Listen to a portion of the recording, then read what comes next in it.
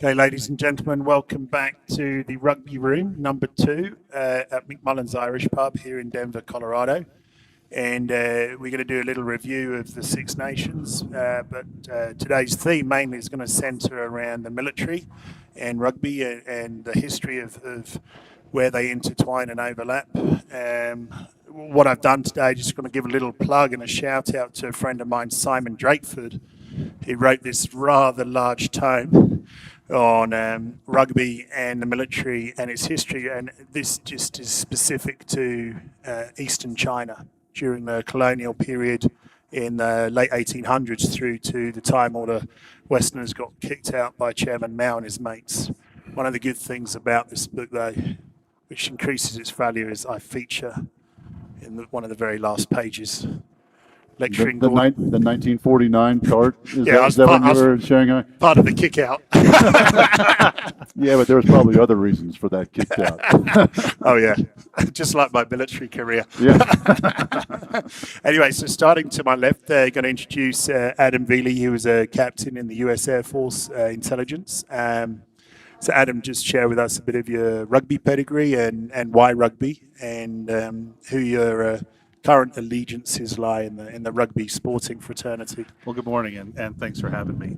I learned to play the game at the Air Force Academy. Yep. I learned to play during intramurals, which is a series of sporting events by the people who are actually at the school. And so everybody there, the academy focuses on 3 things: academics, character, military leadership, and then physical activity. And so you're always doing something. You're either a part of an official sport or you're playing against your peers at the school. And I learned to play by playing against my peers. And then once I graduated and was stationed out in West Texas for a year and something long training tour, a buddy of mine knocked on the door one day at 4 o'clock, and I was watching Star Trek The Next Generation, and he goes, "Enough of this, we're going to go play rugby."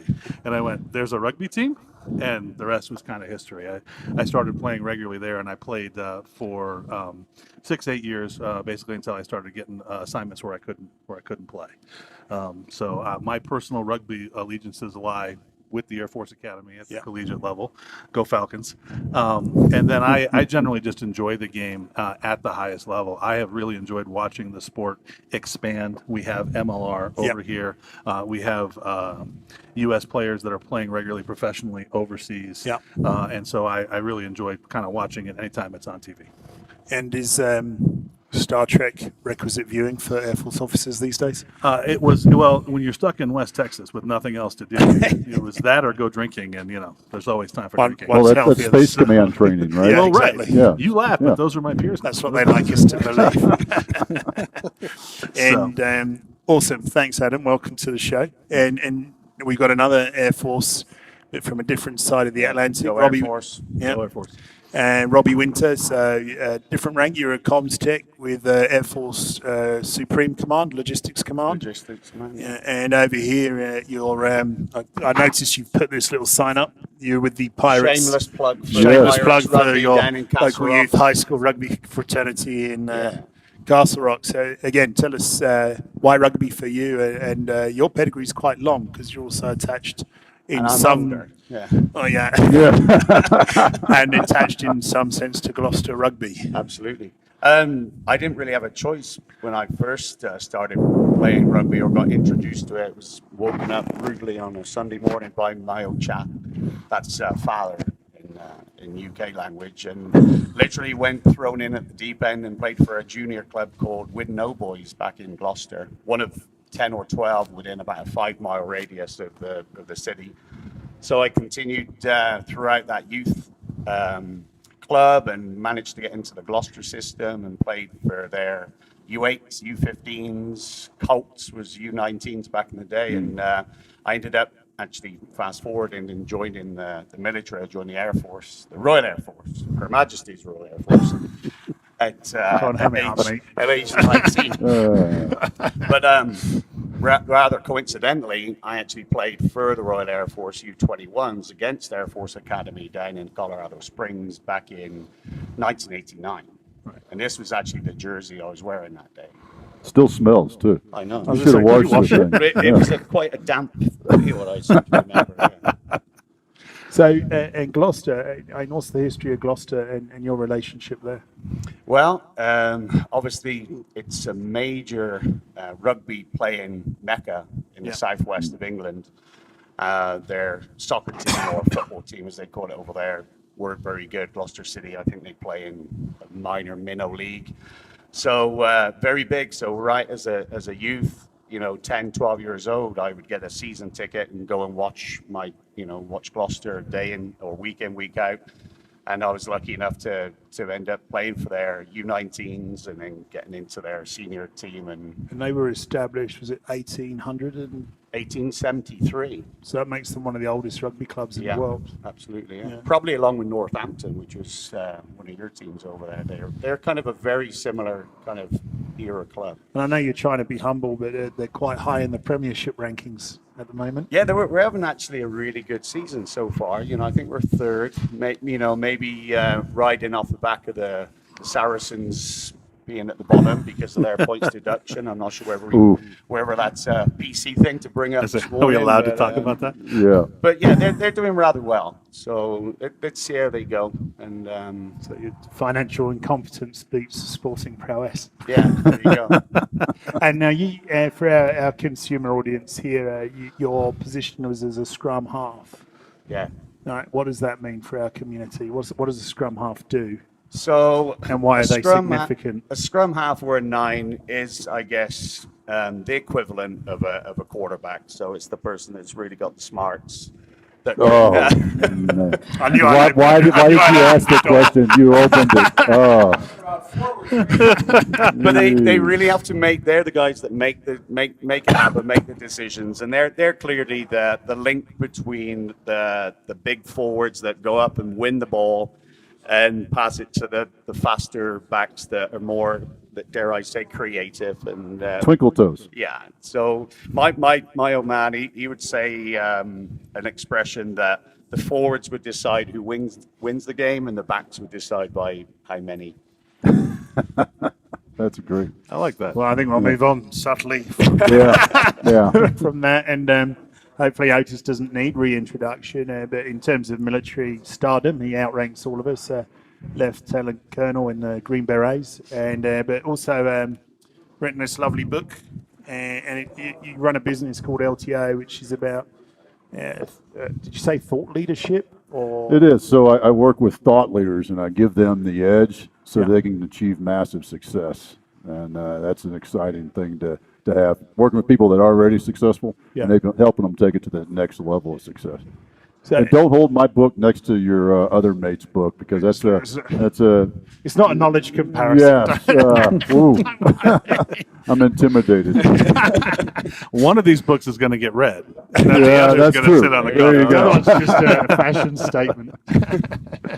So, just before we dig into military and Six Nations World Cup review, what we've got here is a bunch of pictures. And as we go through the show, what you're going to do is at random intervals, I'm going to tell you to turn over a picture.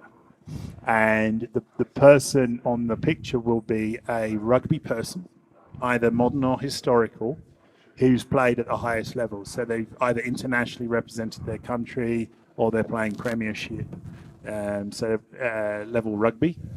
The scoring system, so there is an honesty box here. Being obviously military people, you're all honest.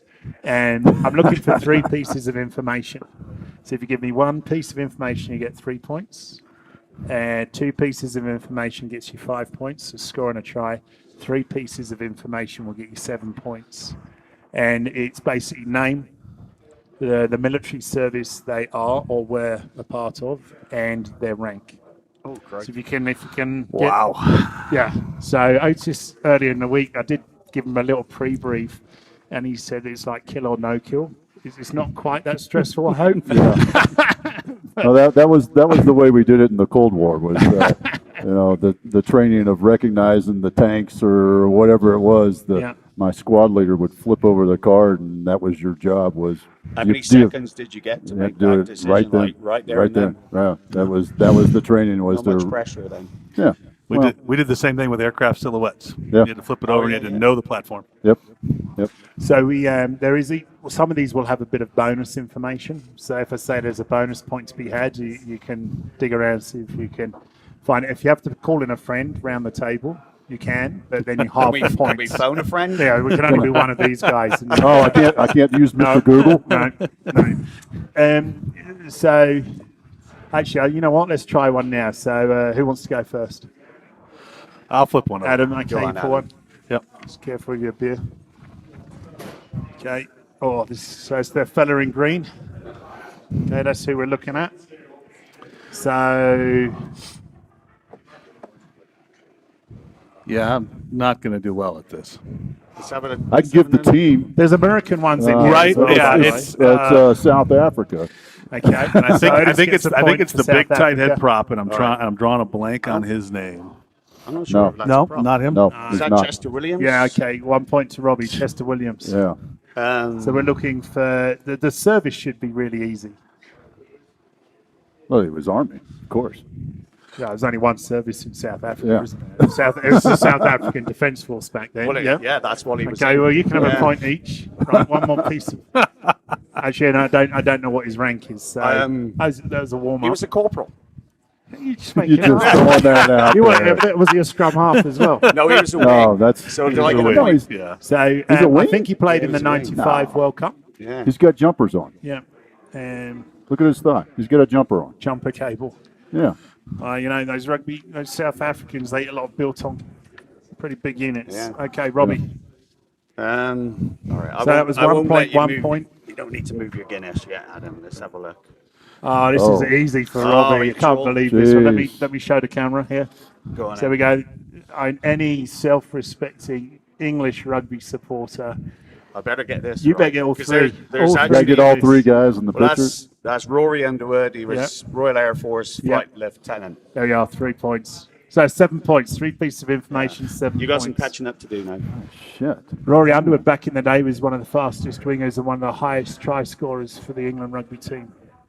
Ever. I think he played late 80s through to. So mid- was he 90s. in the Navy when he Air when Force. he Air Force. or in the Air Force when he was playing international? Yeah, also? absolutely, yeah. Oh well. Yeah. And that actually raises a good question. Yep. Does in the English Armed Services, do they have programs where you can be a member of the armed forces and then go play at the highest level? British Army does. What we would consider to be an exceptional athlete program in the U.S. Armed I mean, Services? I'm not sure exactly what happens there now, but the Royal Air Force, well, all the military service teams still have development programs all the way through there. You know, U19, U21 limit. Women's rugby is actually played in the forces more prominently now than ever before. But in terms of a pathway maybe to more professional teams, I've got a feeling there's an Air Force guy that's playing for Harlequins right now. Just kind of got into that. He played his first team game. I wish I could remember his name, but there's definitely like pathways if they're good enough. They decide that that's the route they want to take. British Army, definitely. Do they? British Army and mainly, well, not mainly, you see the Fijians coming through. A lot of them reside in the UK on their military identities, but it's part of the recruitment package for the military. So there are actually a couple of faces in here, but they play in the Premiership right now. And back in the day, there was quite a lot of Army representation in various national teams. I think when the game went professional, it's tapered, and obviously in the 21st century, there's a lot of conflict out there, so some of that's tapered away. You don't see so much in the Navy. The Navy's quite short-staffed, so once they deploy, that interrupts your rugby career, which I think's selfish of the Well, Navy. our Army has it down at Fort Carson. Yeah. You know, in Colorado Springs. That I was just trying to think of the name of the unit, but they are professional athletes that are on active duty military, and they're all ranks too. Right. And they play all kinds of sports from biathlons, rifle shooting, rifle competition, to weightlifting, and I believe the rugby team, the military rugby team, the Army team is not there. I'm trying to remember where they are, but they have that exceptional athlete sort of program You've got like the Air Force. world-class athlete That's what it's program called. There Yes. it is. in the US. That's the the name. word. Yeah, the Yeah. world class. Yeah. So how does that work? Have you any idea? Yeah. I think that number one, whatever you say is true is only true at the date that you say it. The world class athlete program is designed, I think, initially with the idea of athletes who are Olympic quality, and Yes. and there's so that you can train and you do military duty, and occasionally, depending on the political winds that are blowing with whatever administration, can extend to other types of sports. For instance, Ben Garland is an Air Force Academy grad who was playing for the 49ers in the Super Bowl 2 years ago, or two weeks ago. And so he still has managed to have a professional football career. A couple of people that I graduated with were also drafted and had different careers at different lengths. And really, it becomes down to this, a lot of times, to the service of, can they justify what you do in your off time to allow you to do your career? And like I said, that kind of ebbs and flows. But I know that all the services, when it comes to things like Olympics and things that are very public and of the public nature, are supportive of that. Other professionals, less so. So is that an attractive option for service personnel? So I know when I signed up, I couldn't get on the rugby field quick enough. Obviously, I did my basic training. There's no get out of that. But as soon as I could get on the rugby field, and one of my mates played Scottish soccer, and same, we could get out of sentry duty, scrubbing the shit You were house. doing it to get over. That's why you started playing rugby. Is that what you're saying? I joined the military to extend my rugby career.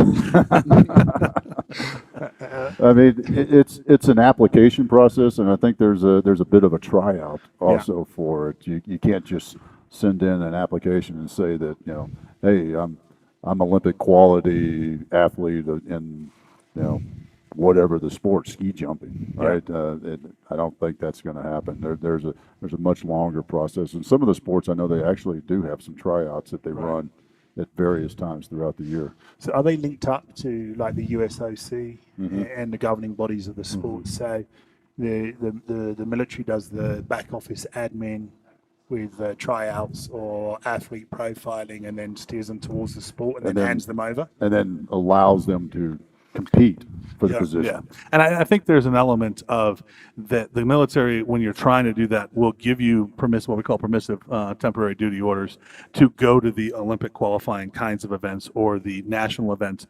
But if you want to maintain in the program, you have to generate the results at those events. Right. And then you might get an invitation into the program where you can train more full time. But there's a lot of doing it on the side and at nights and weekends to get to that level, I think, first. Is it a good recruiting tool these days? If you think back to the thing for me that springs to mind is Vietnam, and how the country seemed quite anti the military, but is the athlete pathway a good recruiting? It's a recruiting tool in a different sense. I don't believe it's recruiting athletes to join the service to compete. There may be one or two, but it's really a branding tool more than it is a recruiting athletes like you would to the universities. Yeah, I'm wondering what kind of roadblocks are in place now for that aspiring professional athlete at the 16, 17, 18, and he's mapping out his career, whether or not an option to join the military is probably going to be off the table for anybody that's going to be recruited, especially probably into the Premiership teams in the UK or across the world. I mean, I'm not sure what happens down under in New Zealand and Australia. Well, that was quite interesting, because when I was researching this subject, it was almost, I couldn't find any Australian and New Zealand international players these days coming out of the military. Now, I know the Australian and New Zealand forces are quite small in terms of volume, so, and with the game going completely professional, I've spoken to a few players over the years that back in the day you could be university, so you have a college degree and do your rugby career. You've got to pick one or another these days. The rugby is very much a full-time career, so it's. I think what we're trying to do is look at the overlay of why rugby's attractive and the military influence, but I don't think we're going to see high volume military personnel in the rugby arena. Well, I would say, it's not unprecedented though, because just like what Adam was talking about with football players, once they graduate, being able to play professionally. So instead of going active duty, they go into some sort of reserve status. So I don't see why an academy graduate who is a rugby player and receives a professional rugby contract wouldn't fall into that same category as an NFL player, although his paycheck wouldn't be anywhere near the same. Yeah. But the precedent is set for a professional athlete because it's a recruiting tool. It's a great branding recruiting tool. Absolutely, absolutely, very powerful. So let's have a look at that. Let's switch over here slightly, staying on the military theme. There's a New Zealand military historian, and I can't remember his name, but he was talking about the New Zealand identity around Kiwi identity around rugby. Rugby was a substitute for or preparation for war. And so I think we all know it's quite a combative sport. But with your expertise, what do you think about rugby in that sense? Well, I'll go. I mean, I was going to let these two go, but I'll throw it out there and get the juices flowing. For me, the thing that I think is most similar is the reinforcement of success. Right. So in rugby, when you're driving that attack and you're drawing your opposition to one side, let's say, so we're moving across the field, and I'm pulling the defense with me as I work my way to the left, and then I shift my attack to the right, however I do it, and I get success, then I immediately pile on that success. Well, it's no different than in the Army when you break the lines, right?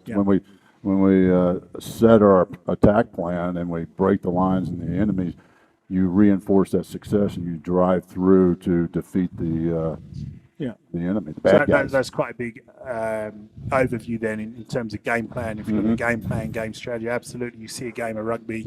And I always say as a rugby coach, the space is where you've just come from, not where you're going to. So you're trying to pull the D over here, smoke and mirrors, whatever it is. A ruse, a feint, all those sort of things that apply in a military attack that we put into a plan in a military attack. You do the same thing in rugby. Yeah. And I think, obviously, with strategy and planning, there's a certain amount of intel or intelligence even before the game starts. I mean, especially the higher up the professional ladder you get, the amount of data and analytics that you can actually see these days. So before you're going into battle what the strengths and weaknesses of your team against their team are. So there's a lot of similarities between the two, I think. So we've got in-game strategy execution. We've got pre-game preparation. Yeah. Okay. And what do we know about the opposition and strengths and weaknesses and how do we attack and defend? Awesome. Adam? For me, I think the two concepts overlap at the idea of culture. I think it is exactly the same culture that most people have in the military, that most rugby players have. And that is, before we ever go into a game, we know certain things are going to be true. Number one, it's going to be 80 minutes. We're going to be tired. We're going to be hurt, right? It's not a question of whether you're going to get injured in a career. It's how serious is it and how fast can you return. And then it's a matter of, play doesn't stop. Right. In the military, it doesn't stop until there's a natural pause, and you have to keep going. And the entire culture is built one of building perseverance and resilience at an individual level, because I am not willing to let you down or let you down or let you down, no matter how much that I am hurting. Good point. And in all military units that I've ever been a part of, the good ones have that commonality, right? You are there playing for everyone else, and you only accomplish what you accomplish by a team, and it's going to be hard, and you show up anyway. And so for me, that's the part that speaks to me, is it's the same camaraderie, independent of gender, location, service. Another rugby player, another person that you'll go to combat with. So that's quite interesting, because I think rugby in the military, no matter, and I know there's different viewpoints around them, but rugby and the military, in my mind, are the two biggest global networks in terms of people who accept you for who you are. I've been all around the world, as you guys have, and I walk into any rugby environment, or you played rugby, or you're part of a rugby, and you come, and this has been the exact same with the military. Everywhere I've been, I've engaged with military folks internationally rugby or otherwise, from New Zealand, Australia, South Africa, China, Israel, as well as the US and the motherland, France, and the acceptance is, oh, you served. Yeah, but I didn't do anything. Didn't really do anything worth bragging about. No, but you served. The fact that you did it. Yeah. And there's this sort of interpretation of value sets or character standards, which completely overlay with rugby and who you are as a rugby person. Do you find? I know Adam, you just spoke to it. Do you guys see similar parallels? Well, I mean, in terms of globally speaking, you're absolutely right. I mean, you've got this global network and fraternity of military and rugby people that can actually at any moment in time or any given time strike up a conversation. And as soon as you've got those similarities, that it opens up a lot of doors in terms of just communication with people and opportunities for anything really.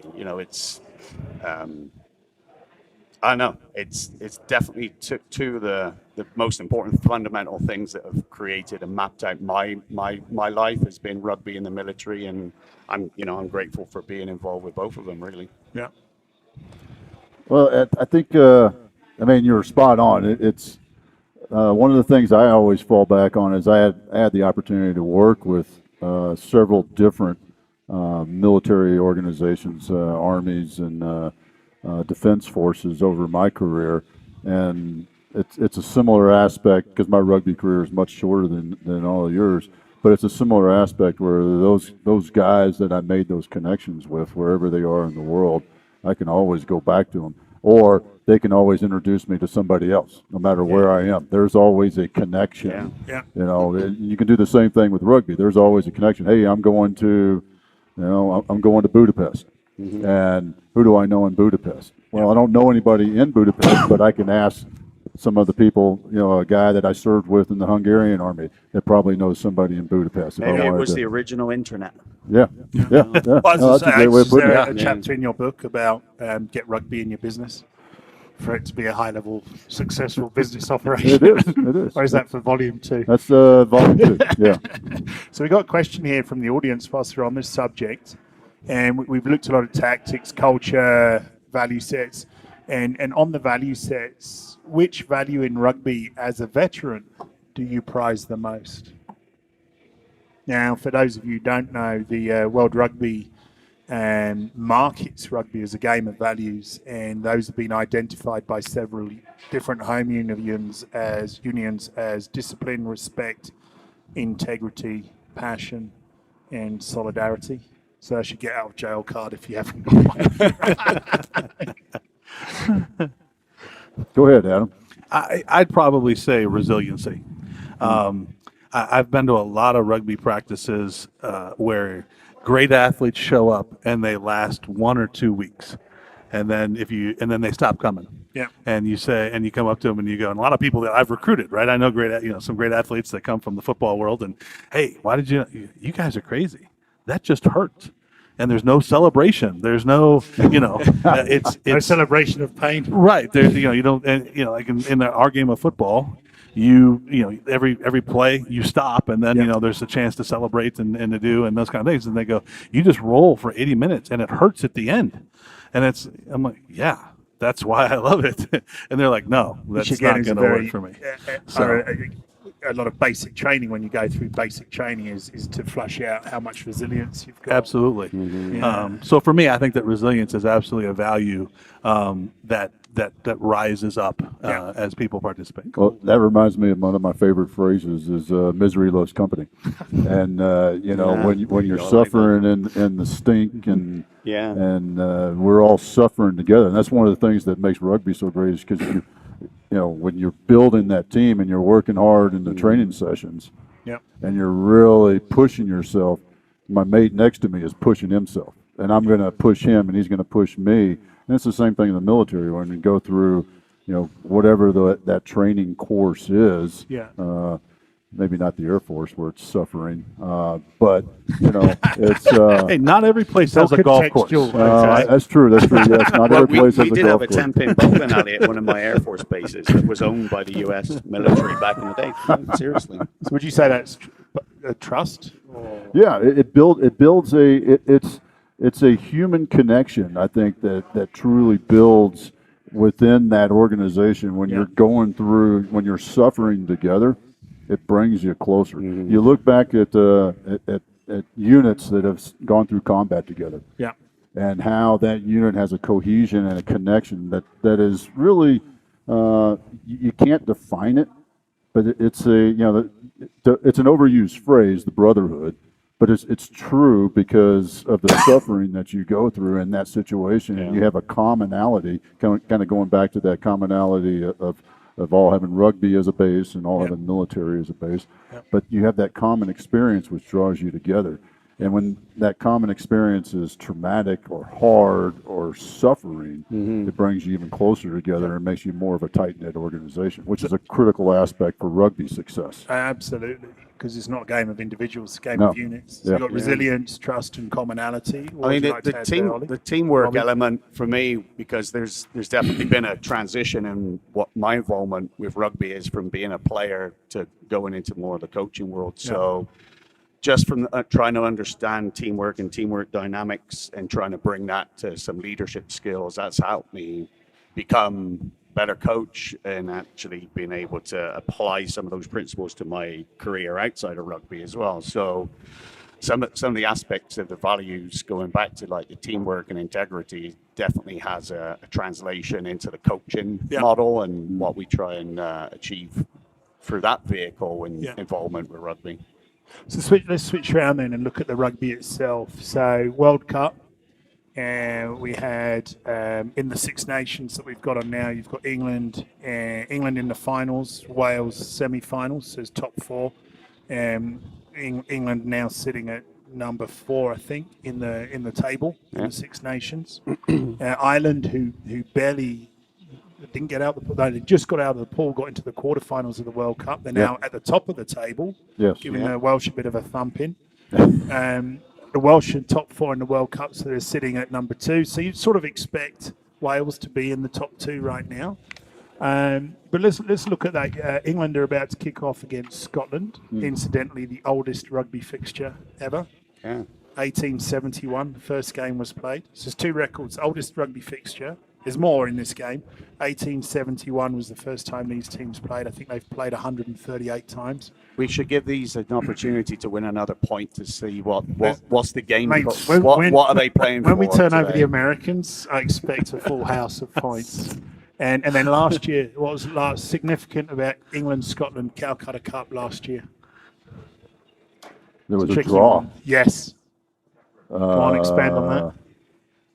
Well, let's see. So it was probably the biggest point comeback ever, because Scotland was down, I think, 31-0 at the half. Man, see, this is why you rose to the heady heights of Lieutenant Colonel. That's right. Because of my rugby knowledge. Let's see, what else was there? Well, and Scotland, what was it? 31 unanswered points, went up 38-31, and then I would say that they rested on their laurels and allowed England to pull a draw out of it in the last. I think it was it dead ball, or it was very close to dead time when England scored. That's impressive, Otis. So yes, England were 31-0 up at half time. The game ended 38-all, and it's the highest scoring draw in the Six Nations Championship. Okay. Wow. So looking at that very quickly, with your highs and lows of the Six Nations or the World Cup, what would you be doing now to prepare for round 2? So I don't mind which team you've looked at, Ireland, Scotland. You're obviously going to talk about England. And the French maybe. But. Otis, if you want to speak about Scotland, because I know you've sort of last week you said you thought England would win, but I know you've got a bit of a Scottish heritage. But I'm also interested in the fact that the first choice playmaker for Scotland, Finn Russell, fell out with the leadership. Right. So there's a very very interesting leadership and military overlay, and he's not in camp. So he made poor choices, is what we would say to our children. Are you making a poor choice? Are you sure that's the decision you want to make? So let's hear your thoughts. So round 1 to round 2, what would you look at, and what did you see rather? And if you were coaching these teams, what would you be expecting to do this week? Well, I think just going back, because you mentioned the World Cup clearly, and with England and the success that they did have, and obviously fell at the final hurdle. But I see the pattern that's being established now is World Cup cycles are every 4 years. First round of the Six Nations is that development, and really looking at some of the players that may be approaching that end of their career, but they still bring the experience to the upcoming players that are being selected. Yeah. So just looking at England, for instance, I think it's well known that Ben Youngs probably didn't have his best game, especially from a leadership standpoint. I think he was left caught between a rock and a hard place, especially with the back row selections that they had, with Tom Curry being selected at number 8, and Don Brandt, the guy that's actually seems to be the leader at that position in England right now. But going back to the actual game itself, France they seem to be that team that are now free of the World Cup shackles and able to express themselves. They've got a lot of inexperience and a lot of uncapped players, so their expectations are not as high now. So they went out, they're playing at home, and they took England to pieces in the first half. So that's really interesting, because you've got a World Cup finalist with like a 2-3 month layoff. Yep. And then they go straight back into combat, and they know it's coming around the corner. It's not like it's unprepared. And you've got 80% of your combat force going into that first game against an untested or very young unit. Yeah. And they get hammered. They're dominated mentally and physically. They got punched in the face. That's the way I look at it. I mean, France came out and punched England in the face. They said, hey, you pommies, if you want to do this, you want to talk smack, we'll show you what it's like. You know the French nickname for the English, do you know what it is? Les roast beef. Roast beefs. So it's not quite pommies. That's the courtesy of the Kiwis. Doesn't it happen in sport all the time, though, when you get the teams that are successful, and for some reason those underdog teams seem to be able to rise to the occasion because it's more of a challenge. So maybe they go into that game with a mental mindset that they got nothing to lose, so let's just throw everything at them, and they end up with a success. It's double-sided, though, because the top team plays down, too. How many times have we seen that? Yeah. Where you're expected to be at this level, and you've always played at this level, but you play a team at this level, and you come down to them. I've seen that so many times. I saw that with my team when I was coaching. It's like with France, it's like you dangle a carrot in front of them that you can beat the World Cup finalists. Yeah. So, and looking at Adam and Otis, looking at you two here in a senior management role, how do you manage that? You've had your leadership group underperform, and your operators, your troops, just being given a bloody nose. In your after action review, what would you be addressing, bearing in mind you've got in this case 1 week, but in a combat environment you might even just have a 48 hours, 24 hours, you're straight back into it. What would be your top 3 priorities to address? I think the top 3 in priority order are leadership, and leadership. You can't change all of the buildup that you've had to that moment, all of your skills training, all of your small unit training, and then trying to integrate it into a game plan.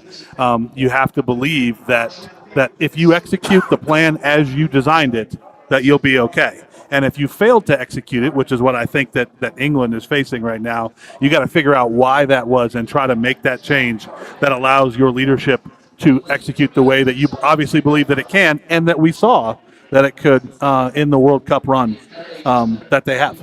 Because if you look at the media, like to pick on the personality, whether it's a coach or a player, that realistically we're looking at the process within the plan. And you've got to dig into your plan and see, where did it break down?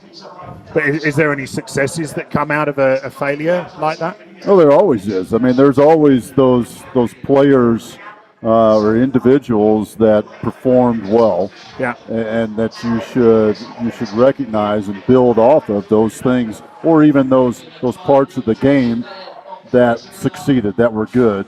You know, that sounds really funny. That were good, but that's what you got to build on. Yeah.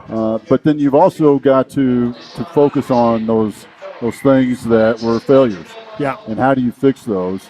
How do you redesign it? What was missing? I think at this level, it is so critical that the mind, the mental aspect, and the mental preparation of the game is so critical that if you allow any kind of self-doubt go into it, any kind of self-doubt that if I'm making a pass to Robbie to the right when he's running to the right and they're attacking left, if I doubt that Robbie's going to catch that ball, then I might not throw it. Or I might throw it extra hard because I want to make sure he gets it. And that might, So those sort of things, and they become a subconscious action that the lack of mental preparation and the lack of understanding and focus cause that effect.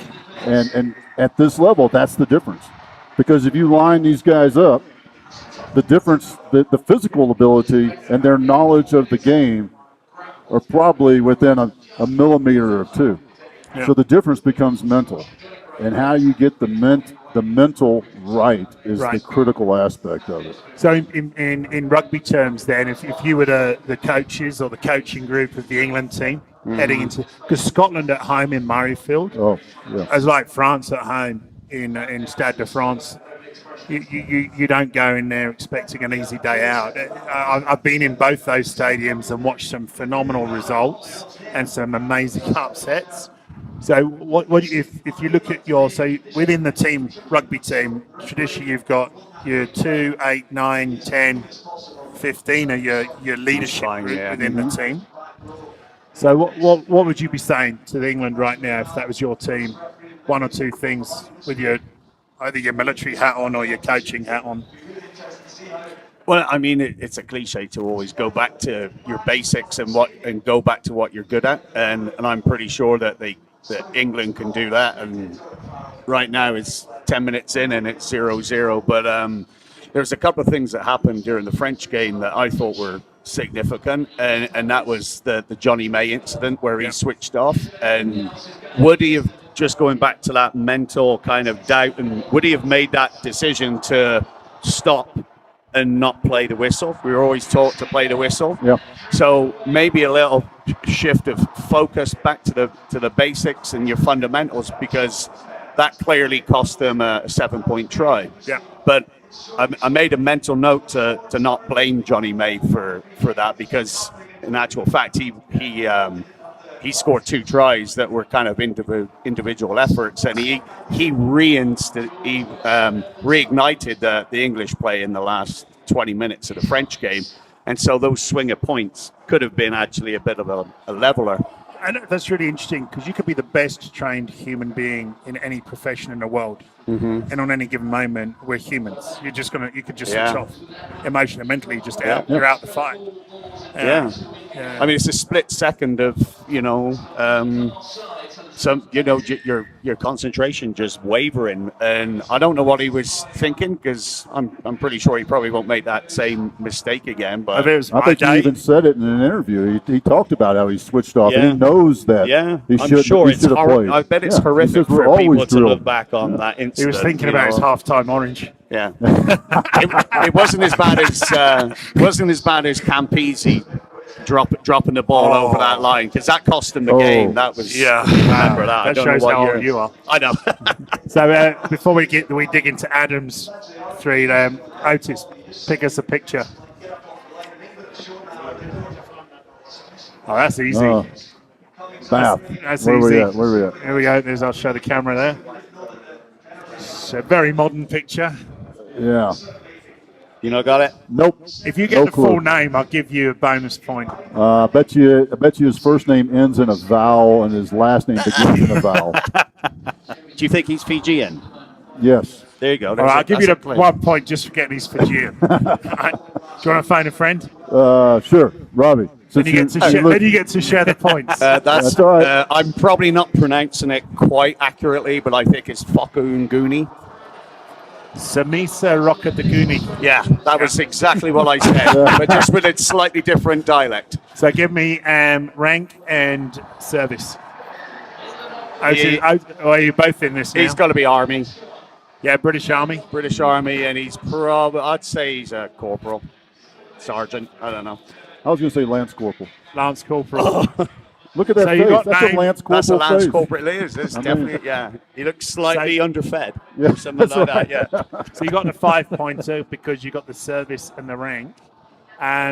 Bonus, very interesting story. So dropped 2018, England, France, top performer in his position, top 2, top 3 in the country, gets dropped in the last 48 hours going to France. And this is a very, very rugby and military story. You're all going to get a chuckle out of this. Go on. Go on, you got to just pull something So he got called up to deploy to Iraq. like you're thinking. Lives in England on his military identity. Oh, he didn't have a passport. Well, yeah. Yeah, really. Yeah, he didn't have a passport. Oh, yeah. Yeah. Jeez. Yeah. All right. What do you need? What do you mean I need a passport, sir? You didn't tell me that, sir. Right. It's all your fault, Yeah, sir. because he's used to traveling on his military orders, exactly. and France is like, what? That's in Yeah. English. Yeah, sorry, mate. Need a passport to come over this side. Oh man. Right, Robbie, pick a picture. And not an easy one like last time. Pick a challenging one. Just one. Oh, Just well, one. well, hang on. Oh, no. Go on. All right, you can have both of them. Go Oh, on. he's Scottish. I So know this one, that. here we go. Yeah, who's this? Wainwright. First name? Greg. Sergeant. So it's Rob. Rob. Yeah, Rob. yeah. Yeah. Rob Wainwright. Rob Wainwright, yeah. I'm pretty sure he was an army officer, wasn't he? What kind of army officer? Infantry. Royal Army Medical Corps. Yeah. That's infantry-esque. Yes, yeah, no. He was Army. Come up with a rank. He was in the army. I don't really know my army ranks. Lieutenant. I don't know. Do they have Captain. lieutenants? Captain. There we are. I should have phoned a friend. I Yeah, should have played maybe- for Scotland and the British and Irish Lions. Yeah. Okay, so I'll give you 5 points for that one. Oh. Well, right, this one's a tough, but this is an American athlete. It says her name on here. Getty. No, it doesn't. Getty. Getty. That's not her Her name. name's Getty. Getty. John Paul. No. Okay, so here we go. First female there's more females in the and US. So you can tell plays for the US, handing off against China. I don't know. Can I phone a friend? Sevens? Do you know? Yeah. No. I helped you out on the last one. You Yes, should you help me out did. this No, one. I'm saving it for I later. put, when I you put know. these deliberately in to embarrass you. Yeah, I got No. no clue. I'm No. sorry. whoever Well that done. is. Come on. At least guess the service. Air Force. Air Force. Yeah, let's go Air Army. Force. Ah, Rank. I thought, is Katie in here? Because that's my one. And I know she's Air Force. Lieutenant. I'll give you that. Well done. 1 point here for Adam. Uh-huh. Is it a first lieutenant? Lieutenant, sorry. Second or first? Lieutenant. Do you have Lieutenant? first and second lieutenants? Yes. Yes. Yeah. First lieutenant in the army. Yeah. Probably a West Point Whoa, grad. whoa, whoa. You're checking your notes? I get a name back to front. Just got to double check it. Casey McCravey. Okay. Of course, yes. Yeah, of course. Oh, Shame on Casey, you. yeah, Shame on you. that's, But 3 she was points here for Adam. earlier, I think. Right, Adam, you'll go. Pick one.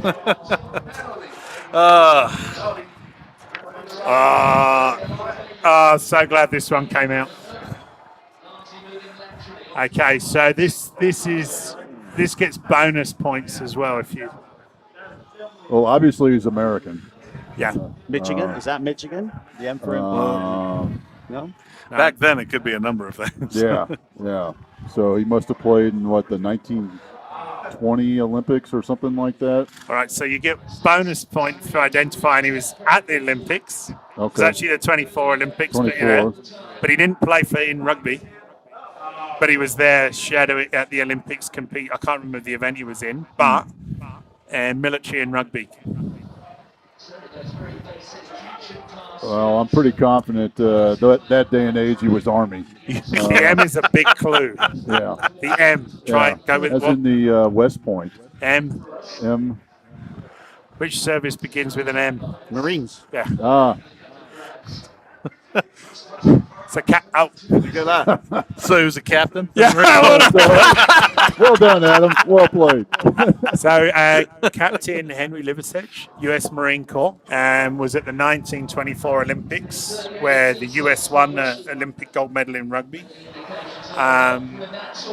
But historically posted to Shanghai with the U.S. Marine Corps and created and coached the U.S. Marines 4th team and 16th.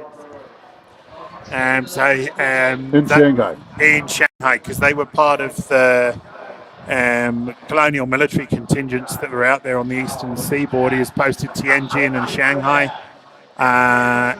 with wanting to keep the troops fit, put them into the rugby arena out there. So I would argue first professional rugby players with the US Marines.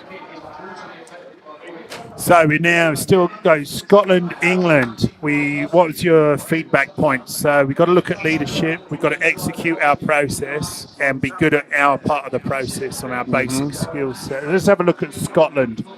So we're now going into England are 3-0 up. We're in the second quarter. What would you have been saying to Scotland after last week? Because their performance against Ireland wasn't bad. And for one drop, actually quite puck, good. Yeah, they had the game in hand. Yeah, I feel like if you are Scotland, you felt like you should have won that game. That you certainly played well enough to win that game. Yeah. So your pre-game briefing for the Scottish team going in. So you've just seen England, World Cup finalists, go down to France. You've just been unlucky to lose to Ireland, who are now top table. So you know you can compete at top table. And you know that the other side, the English team, they're coming to your home ground, but they're hurting. So probably emotionally, mentally, and physically hurting. What's your pre-brief for your team? I always go to my leaders. Yep. And because at this level, I go back to the fact that it's the mental aspect of the game. So that's where I would have the one-on-one meeting with my team leaders, my captain, and then the key players within the team. Not necessarily by position, but the unwritten leaders of the team, and how we can address those mental gaps that caused us to not quite be there, and then the fact that we can build on the realization that yes. England, although I don't think Scotland ever needs any fuel to get up to play England. No. I think it's in the blood. But how can they realize that? Yeah, they may have gone to the championship in the World Cup, but they put on their boots just like you do in the locker room. Right? So how do you defeat them? What are the weaknesses, and identify those weaknesses and focus on that. Yep. And then design my attack plan for the game to focus on the weaknesses in England. What would you do, Adam? I think that Otis has hit a lot of the right targets. I think that if you're looking at Scotland, you can make the case that there are a handful of plays that go a different way. The knock-on going into the try zone being the biggest one that allow them to claim victory in that first game. And so as a group, I think you want to reinforce to them your style of play, which was very dynamic, very aggressive, put the ball on the ground and then get it out wide and then let the pack go and secure that, that was very successful, and that you can be successful doing that if you just clean up the handful of penalties, the handful of mistakes that were made that ultimately cost them the game. And then you can go more singularly to your leaders and say, okay, how are we going to be different, to better execute that and individually challenge them and get them going. It's not just I have to play better, but I have to raise the play. But I think if you're Scotland, if you can ever feel good about a loss, you don't feel like you're very far going into today, regardless of the fact that it's England. Yeah. I think just to build on that, obviously with the conditions that it's like up there, they probably knew that this was going to happen. And with is it Furbank playing fullback? This is only his second international game. I mean, I would just pummel that guy, put up the high ball, chase, and put him under an immense amount of pressure. I'm sure they'll probably get some results from that. But there was some other players in the French game that I think got rattled. I mean, people like Farrell. I mean, I would again just test his mental ability. Is he still there or thereabouts, or is he not on form? So Actually, that's just a very play up that interesting channel. military parallel, because Farrell is a known leader of the troops Yeah, in the arena. just play on that And infallibility. they flushed him out, found a weak spot, Yeah. and made him look ordinary. Yeah. Which quite an interesting parallel there. So actually that segues quite nicely. You're going to just stay on this subject of leadership and particularly military overlays and where it overlays with rugby. Let's look at Scotland right now. So you've got your first choice playmaker has a run in with senior leadership. Doesn't get selected round one, doesn't get selected round two. But in round one, you've got a brand new captain, troop commander, who goes in, makes the mistake that probably costs Scotland the game. And so going into round two, you've also got young players in so you've got less experienced with more experience going into a combat environment with also your star leaders, your star lieutenants or captains or sergeant majors or senior NCOs sort of out the mix or making mistakes. Who wants to address how do we manage that? I have no solutions. I'm just giving you problems. That's a $6 million question right there.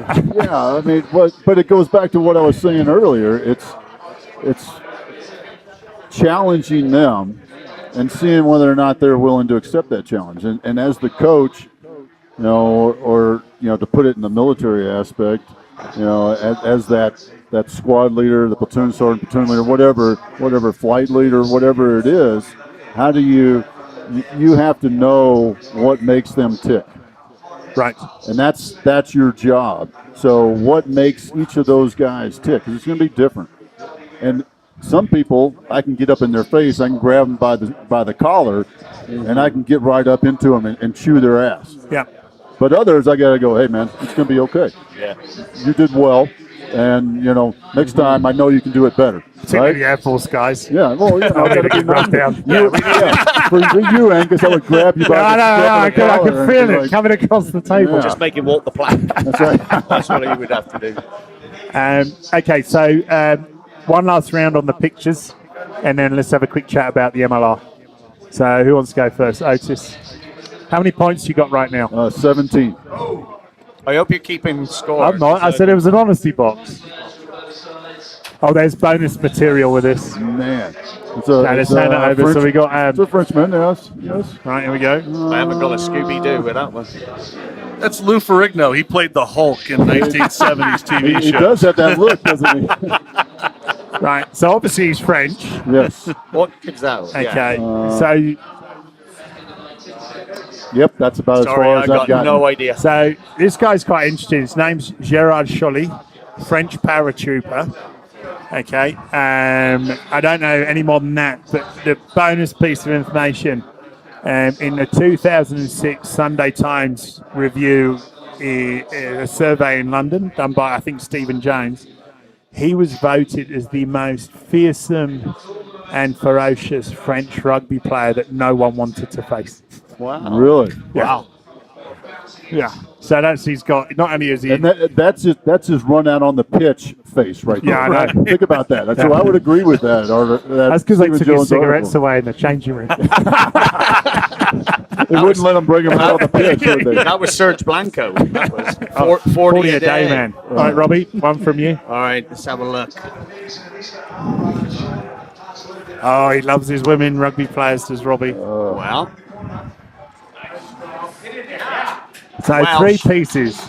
Name, I can only service, think of rank. one Welsh woman, and she's a singer, Kairos Matthews. Yeah, it's not her. So let me Not show her. the camera. Okay. I've got Current- no idea. Sorry. I'll give you a clue. Go on Current captain of the Welsh Six Nations team. There's a clue in that whole sentence. I'm looking for 3 Well, pieces. her name's not Alan. Is it? We're looking Win- for Win military, Jones. right?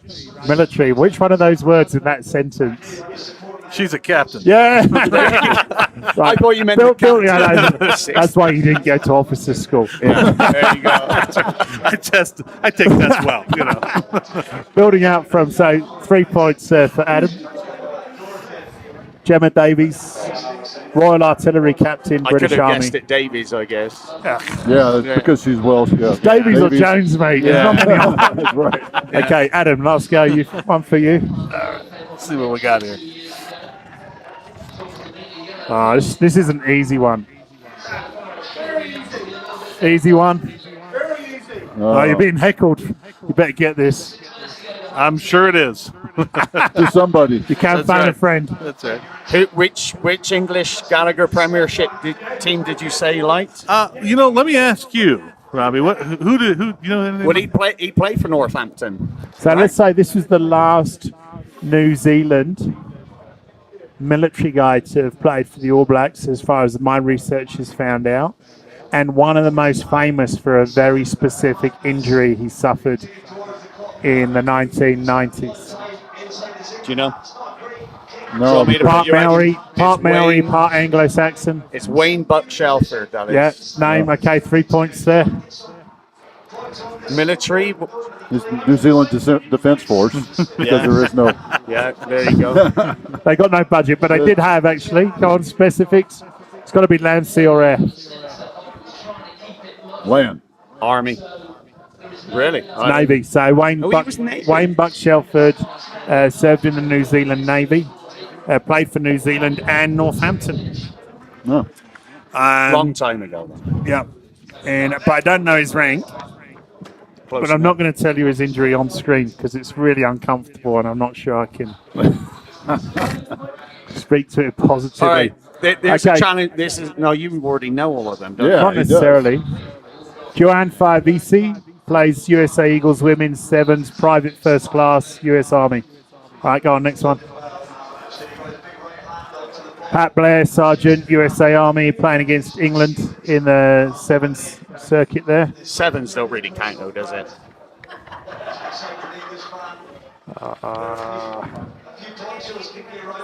Ataloa, Savisi, Fiji, and Royal Scots Guards Army, British Army. Go on. Good memory. It's one of your mob. Oh, look at that one. Corporal Alfred Burke, U.S. Marine Corps, getting his U.S. Marine Athlete of the Year award 1929-1930 in Shanghai.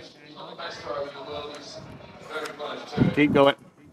I'm like the Spock of rugby, guys. Oh, look at that He's a mustache. Kiwi. That's a great Yeah. mustache. He's All a right, Kiwi. let's- You don't know? Kiwi. Come on, Kiwi. Yeah. Sergeant David Gallagher, one of the original All Blacks, played in the 1905 tour to the US, and fought in the Boer War, and then signed up and fought in the World War One. Was killed at Passchendaele. Wow. And the extra piece of knowledge there: 13 of the original All Blacks of the 15 were killed in World War One, either in Europe or at Gallipoli. So 13 he was of the original 15? 13 of the original 15. Wow. Okay, There's last been one. a few Gallaghers, isn't there? Yeah, Kiwi. that's Gallagher without a G. Yeah. Isn't that Now Gallagher then? come on, Which one are you talking about? come on. The one on the No right? idea. One on the right. No Got to idea. get this one. I can't see his bag.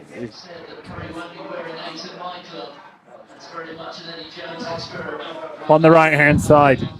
Former coach of Munster. Current coach of the World Cup winning Springbok team. Not Razzie Erasmus, was in the South yeah. African Defence There you Force. go. So, cool, excellent. So we've proved that there's a strong military thread in all aspects of rugby, on-field, off-field management, and history, culture, value sets. What I'd like to do now is just speak to the MLR. So Major League Rugby 2020 is the third season. We've seen an expansion from 8 to 12 teams, so 50% increase in 3 seasons in professional rugby players. And if you remember last week, Luke Gross was telling us sort of the well is dry on American rugby talent. So we're now signing up big names from overseas: Marnonu, Rene Ranger, Digby Ioane. So this is the first round, third season. Very simple. Favourite MLR team? If you're watching it, just tell me you're watching. Even if you're not watching it, just say you're watching it's it. the Colorado Raptors. Colorado Raptors. Yeah, I've got to say the Raptors. I think they're So you've exciting. got no choice, Adam. I would go with the Raptors also. Okay, so well done for being domestically approved. Second favourite team then? I'd have to go to Seawolves because Seattle? Yeah, because their support is phenomenal. I mean, I know it's smaller stadia, but they're getting 20,000 people at a home game impressive, yeah. for the US. That is impressive. Yeah. Plus, they've had some pretty good success on the field as well. Yeah. Cool. Austin Blacks, because of the history of the club. Right. You know, it's been around for a long time, and it's neat to see. I think that's one of the things I really like about it is the fact that it was an original rugby club that's been around very strong that's converted to a professional club. And so I will tell you, I do not have any great allegiances across the MLR. I love the Austin Blacks because I played against the Austin Blacks. They're now aren't they the Gringolis or the Gringolonis? Been named after a cocktail. Well, and again, clearly we didn't play against the professional side, but when I was in San Antonio playing with the Armadillos, Austin Blacks were in our league, and we played them all the time. And just to look down and to see that, it's nostalgic. And so if you think about it, that's actually quite nice. If you look a bit of culture there, when you and I back in the UK watched rugby go professional, and some of those teams that have had a club history for this long make a successful transition to professional history or to the professional game. So that'd be nice to see Austin last. I think the two things that, and bearing in mind all your backgrounds, just want to keep this on this subject of off-field business management, executive management. We've seen a 50% growth in teams, going into our third season, and the well is dry. The MLR was set up to develop American rugby players, but it's gone away from that already. Now it's a bit of a billionaire sport, so we may have a Saracens scandal down the road because, as I understand it, San Diego, Utah, New Orleans, Washington, Boston, New York. How is that? 7 teams? How many teams there are all owned or part owned by billionaires? No issue with that. But with this rapid expansion and the challenges with sports surviving in an entertainment sports market, has to be a TV. And Americans, whether or not they know rugby, know if they're getting a good entertainment product, particularly on a sports level. So just your top 2 things. What are you happy about around the MLR and what are you concerned about? Well, I think initially with the signings that they've got, that does kind of ignite a little bit of excitement to see some of these players, maybe even if they are at their end of their careers. So that's got to be exciting for the rugby fraternity, at least, to see some of these players playing action. Maybe for the general public itself, is it going to turn into being fed by commercial sustainability? So you've kind of got to have that.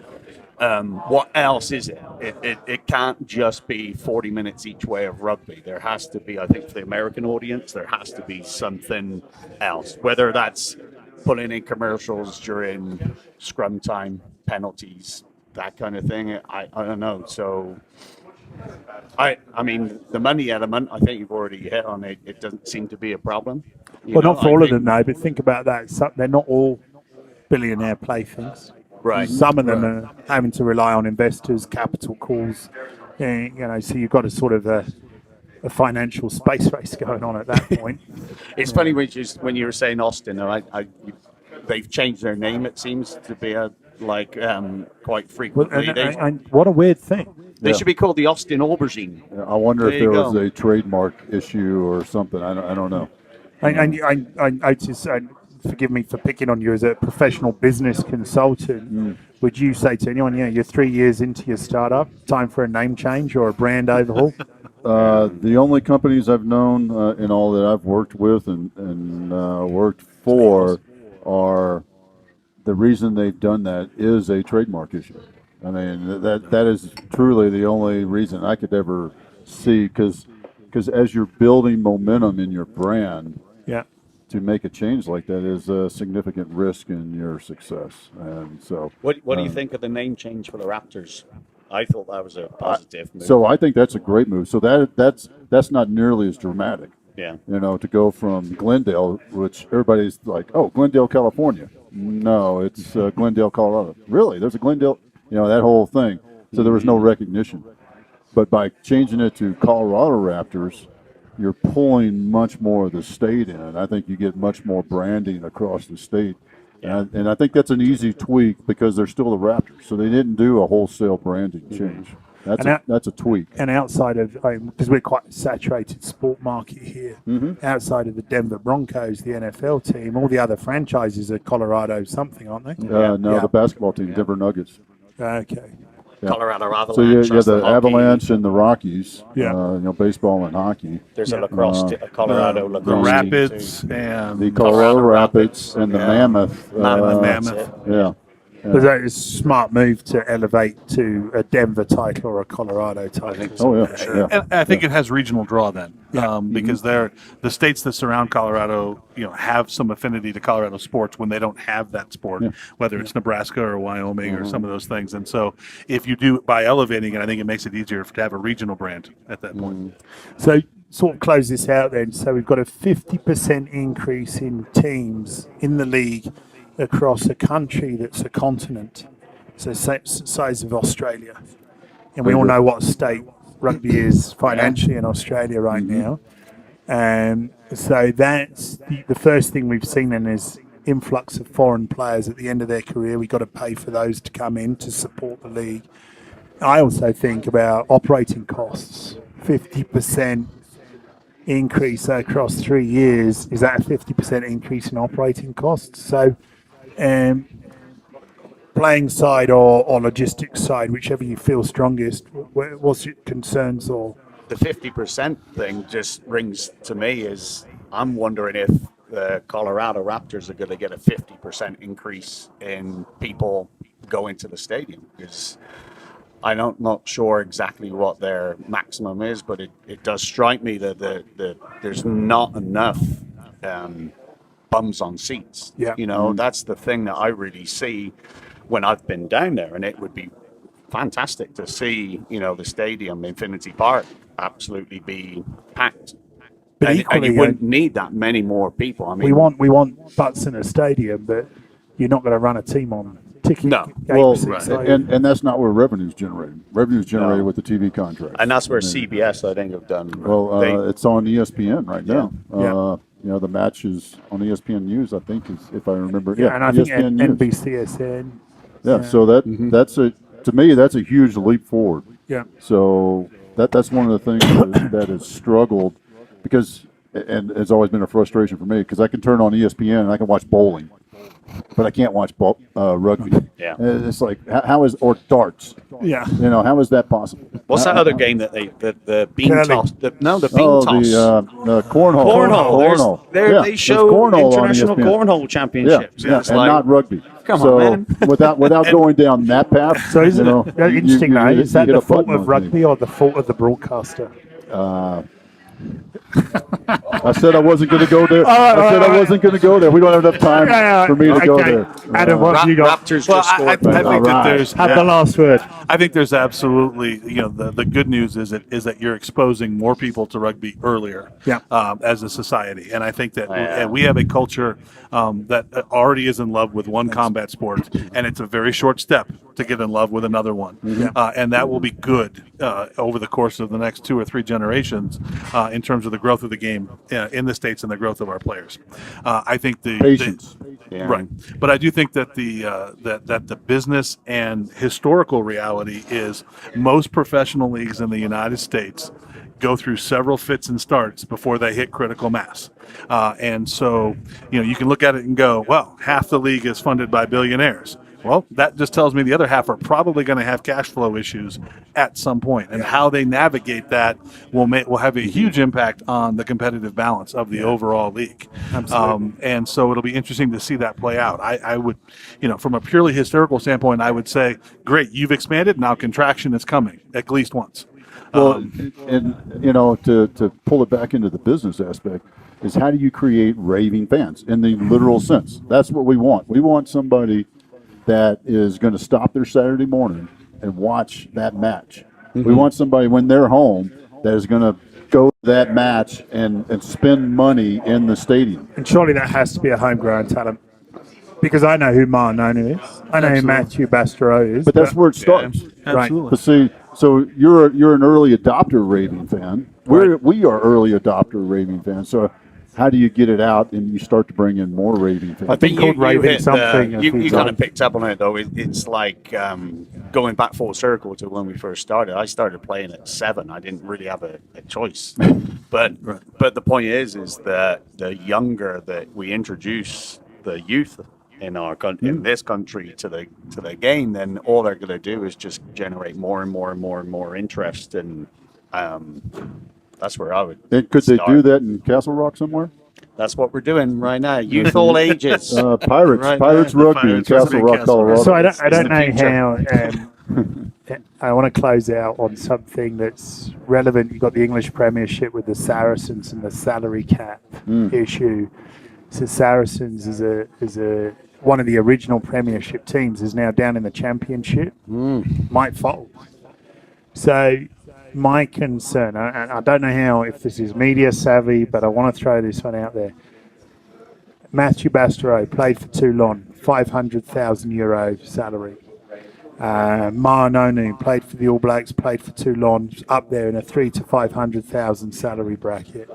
Ben Foden played for Northampton, played for England, same thing, 200 to 300,000 salary bracket. But the salary cap for the highest paid player in the MLR is $40,000. Mm-hmm. Who would like to close out? Well, that's my biggest concern. Are we going to have a Saracens in the third year of the MLR? Are we going to have a Saracens-style salaries cap scandal, blow the whole thing out the water? Do the military pay more than that? Is there an option for them to go in the military? Matthew Bastereau signed up for the US Army. Maybe you can get 50 out of them. I don't know. I like your thinking. Okay, very quickly, because we're sort of close to time, so... if you're an early adopter, you have to believe. You have to believe in the goodness and the character. Yep. Are there spoilers? Is there a bad apple in the barrel? Yeah. You never know until it comes out, like what happened with Saracens. Look how long that club's been around. Yep. Are you saying that the Saracens club has always been this way, or did they have, the last 2 years, they've broken the rules? I was going to say fudged it a little bit, but no, they knew what they were doing, right? Apparently. So it's an integrity aspect, and I don't know about you. I'm sure y'all feel the same way, but generally speaking, I trust people. Yeah. And you have to do something to break that trust. So I'm going to trust that the owners and the team managers are going to do the best for the team, the players, and the league. And trust that they've actually know their business. Yes. And because we've all seen several failures or half attempts at professional rugby here, and we don't want another one. So that's a good sum up, Otis. So, and coming back to the military, and we talked about values, trust and integrity is enormous, and we got a great competition here, and startups are hard and take a lot of capital investment, and we all understand that. But let's and a lot of belief. A lot of belief, a lot of trust, but a lot of rugby passion in the US. So let's, MLR folks, let's look around the corner and make sure you're here in 5, 6, 7 years' time. All right, gents. Adam. Thank you. Thank you very much for your time. Robbie. Pleasure. Well done. Thanks for having me. Robbie. Thank you. Enjoy your Guinness. Just if you want to test the bar. So thank you again to Mick Mullins Irish Pub, Englewood. It's part of Denver, Colorado. mate. Come down here because the time to pour a pint of Guinness is 119.5 seconds for a perfect pint of Guinness. Mick Mullen claims his is the best pint of Guinness in town. So this is where you need to be to test that. Well done, Mick.